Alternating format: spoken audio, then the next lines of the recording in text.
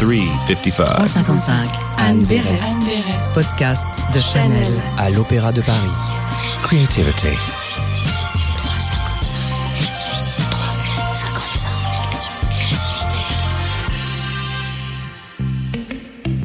Welcome to 355 Chanel's podcast at the Paris Opera. I am Anne Berest and I am a French writer. I am now at the Opéra Garnier, which is humming with the launch of this new season. Chanel and dance go a long way. It all goes back to Gabrielle Chanel's modernity. Dance inspired her new notions of enhancing both body and movement, and her idea of freedom. What does dancing mean today? What does the body say about our times? How does it express its modernity? I sat down with a choreographer, dancers, and actresses. 355, le podcast de Chanel. 355. Good morning, Ohad Naharin. I'm very impressed to meet you. You are the resident choreographer of the famous Batsheva Dance Company, based in Tel Aviv. You are a legend. For the season's opening gala, you are presenting Bolero and Decadence, a creation of yours, with Aurélie Dupont and Diana Vishneva. And it's going to be my first question. Could you tell us about this creation? Bolero or Decadence? At first, Decadence. Decadence. Decadence is a title for a piece that it's a modular that I can play with and change. It's made out of unfinished different sections from works that I've done over the years, and I keep playing with it. And here for this production, again, I played with the transitions and with the choice of sections and created, still called Decadence, but it's a work that was composed partially for this event, and a lot about Decadence is celebrating dance. And could you tell us something about Bolero?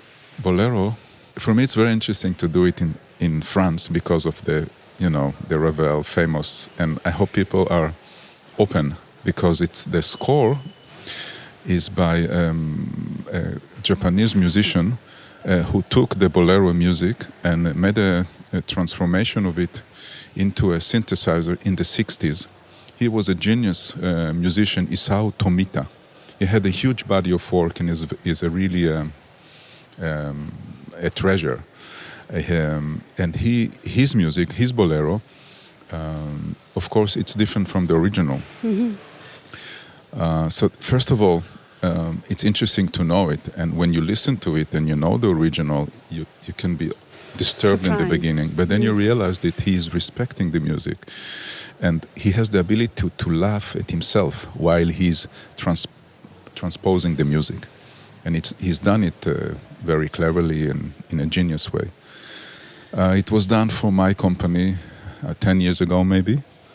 And when Aurélie and Diana wanted to dance together, I thought that would be the right choice for them. And they did it already 2 years ago. So now they're doing it again. What does Opéra Garnier mean to you? Is it special for you to show your work here? It's special for me to show my work everywhere. There's more of similar feelings that I have if I perform here, or I perform in Japan, or I perform in a small town in Switzerland. It's more like than different. There is the feeling of grandeur, or it affects me a little bit with the approach to the choices that I made for Decadence. The fact that I work with 40 dancers of the Paris Opera, which is a big number. Usually I work with less. The relationship that I have with Paris audience for the last 10 years is very unique. In addition to what I have in Israel here, I keep showing the body of my work. So now it's like coming. It's my second home a little bit. Yes, because everybody loves you in Paris. You are so attendant, so... Thank you. Why are certain movements considered as modern? I think because I try to move as though as I have no style. Because style is something that represents essence. try to go directly to the essence. I don't care so much about the presentation. I care about what I present. Yes, and this understand. is my research. And when I meet the dancers of the Paris Opera, which are beautiful and strong, but they're also very much a discipline to perform in a particular style. But they don't have to, because they have this. We have the same body, we have the same limitations. We all have to obey the rule of gravity. So we can come to a place where we go directly into what the body can do more like as an animal, and we take for granted the technique, the school, and all of that, and we become free. About freedom. I can just say that freedom. Sorry, It's an important issue, maybe the freedom, because freedom for me is not about doing whatever you want. Freedom for me comes from understanding the rules, from understanding the scope of possibilities, is from responsibility, because it's about taking care of yourself and taking care of your colleagues.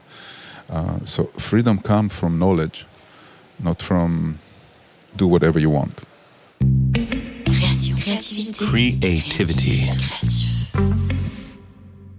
You have been the artistic director of Batsheva for almost 30 years. Have you noticed a lot of change in your work in these 3 decades? I think my toolbox has changed a lot. I have maybe the same box, but the tools are different. Okay. And it's a lot to do with what I can offer the dancers that do my work. I have a language now that I can help dancers interpret their work and bring a narrative that I didn't write. And I think the ability to listen to the scope of sensation and turn on the volume of so many things, or turn down the volume, become a lot more accessible to us, me and my dancers. So I learned to choreograph by choreographing. So now I've been learning for a long time. Your method, Gaga, it's expanding more and more a lot of countries. So could you explain what is Gaga? Well, Gaga is the movement language in which my company is trained. Instead of starting the day with a ballet class, we start with a Gaga class. But Gaga also has offering a venue to people that have no ambition to be on stage. People that don't do it to perform, but to do it for their well-being. And my dancers also do it for the well-being. So it's about listening to the body before you tell it what to do. It's about strengthening your body. It's about the ability to laugh at ourselves. It's about speed, texture, volume, delicacy. It's about listening to places of blockages and atrophy in our body, recognizing bad habits, acquiring new one, giving up bad habits, the joy of movement. Everybody can do Gaga. Everybody should dance. Even if not Gaga, at least everybody should dance. I didn't know. When did you first know that you were going to be a dancer? Only when I started, I started training very late, and I was lucky to have kind of an easy body. So easy body for a man dancer, it was something that was interesting for my teachers. So very quickly, I managed to be part of a Batsheva company actually in the 70s as a dancer, and only then I realized, okay, this is what I'm doing. I wasn't planning on it. Your mother were a dancer, no? My mother was a choreographer. She hurt both of her knees when she was very young, so she was never really a dancer, but she's a beautiful mover and coordinator, very musical. What do you like so much in movement? I think the sense of life, being alive, the animal, that it connects me to the animal I am. Connect to the research of discovering delicacy, yielding, letting go, my explosive power. I can turn my demons and my anxiety and my anger into sometimes clear form and something that make me calmer. It's beautiful to watch and it's beautiful to do. It connects my effort with pleasure.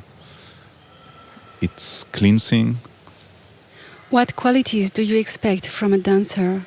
What makes a good dancer? Many things. It's never one thing. It's really, it's a good dancer. It's a lot of things. It's a connection between the passion and the power of imagination and the skills. You can be very imaginative, but with no skills.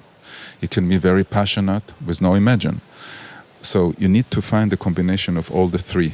I called it the Holy Trinity: imagination, the power of imagination, the passion, and skills. And if a dancer possesses all of those, and also with the love of learning and research, then he has the potential to be a good dancer. Is there a sentence, something which you often tell to your dancers? There's a lot of talking actually that's going on, because we use a lot of imagery and metaphors to help them sense. I don't tell them what to feel, and I never discuss feelings, but I create room for big feelings, and I expect big feelings.